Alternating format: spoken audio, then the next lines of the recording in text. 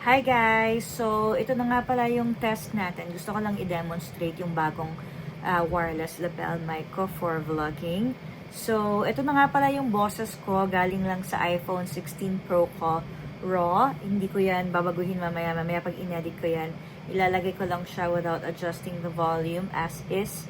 And if napapansin niyo yung noise, maingay yung room ko right now, bukod sa boses ko, syempre, yung air fan. Hindi ko alam kung naririnig yung air fan and yung air condition. So, I have my air fan here nakatutok sa akin. And then, meron din akong air condition at the same time na naka-on. Ngayon, i-connect ko itong USB-C receiver ko for my iPhone 16 Pro. And eto rin, hindi pa siya, if mapapansin nyo, naka-blue na siya, no? Well, automatic, nag-blue na siya kahit nakakalabas mo lang siya sa box. So, this is the Hollyland box. Hindi pa, again, nakasaksak yung USB-C receiver ko sa iPhone. Kung napapansin nyo, ayan, naka-green yung isa, it means it's charging. Auto-charging siya. Dalawa yung receiver ko, yung isa pang iPhone 12 Pro Max. This is USB-C Lightning for older iPhone versions or AirPad versions. And ito naman, pag just to prepare, pag may gustong kakwentuhan, kausap for vlogging para parehong malakas yung volume. Okay? So, ayan. Let's connect the USB-C receiver para makita niyo yung changes sa sound. Okay. So, yan na. So, ito na po. Hawak ko na po siya. So, this is how my sound is with A1 wireless lapel mic for vlogging. Hindi ko alam kung malakas ang naririnig nyo on your end, but so this is the default wireless mic sound nang wala pang noise cancellation since it's blue. I will press the button here to activate my noise cancellation. Okay, so it's already green. By the way, guys, sinet ko nga pala yung noise cancellation ko sa low level. So this is just low level, okay? I will pause my video here and change the app noise cancellation level to medium and let's try, okay? Okay, it's already green. It means the noise cancellation is active again.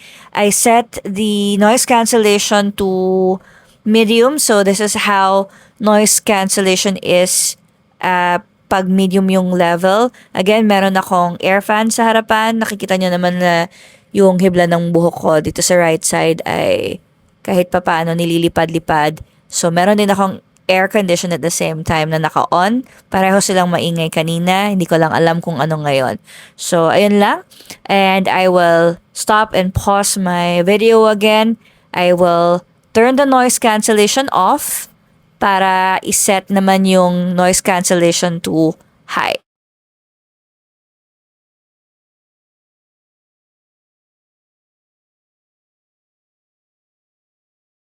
Button. So, ayan.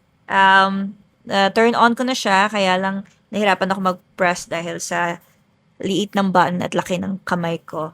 I guess siguro mas maganda kung ang gagawin ni Hollyland, ibahin yung pwesto ng light indicator, no? Kasi yung light indicator niya nandun sa mismong button, so nahirapan akong ipakita sa inyo na activated siya or anong kulay kung natatakpan naman ng kamay ko yung button kung saan nandun mismo yung light indicator.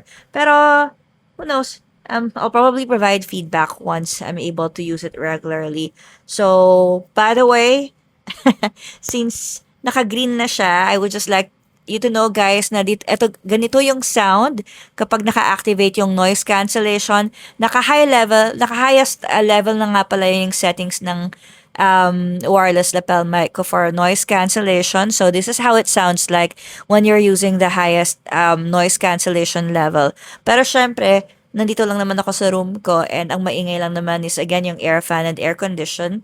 We will test it later siguro pag nasa mall na lang kung mas malinaw yung boses ko kapag talagang sobrang ingay ng background ko. So I will just press it quickly.